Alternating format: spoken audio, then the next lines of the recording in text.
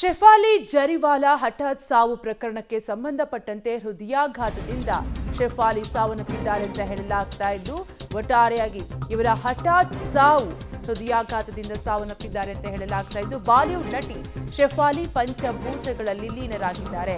ವಶಿವಾರ ಹಿಂದೂ ಸ್ಮಶಾನದಲ್ಲಿ ಅಂತ್ಯಕ್ರಿಯೆ ಈಗಾಗಲೇ ನಡೆದಿದ್ದು, ಶೆಫಾಲಿ ಪತಿಯಿಂದ ನೆರವೇರಿದ ಅಂತ್ಯ ಸಂಸ್ಕಾರ. ಶೆಫಾಲಿ ಆತ್ಮಕ್ಕೆ ಶಾಂತಿ ಸಿಗಲೆಂದು ಪ್ರಾರ್ಥಿಸಿ ಅಂತ ಶೆಫಾಲಿ ಪತಿ ಪರಾಗ್ ತ್ಯಾಗ್ ಭಾವುಕವಾಗಿ ನುಡಿದಿದ್ದು, ಸಾವಿನ ತನಿಖೆಗಿಳಿದಿದ್ದಾರೆ ಮುಂಬೈ ಪೊಲೀಸರು.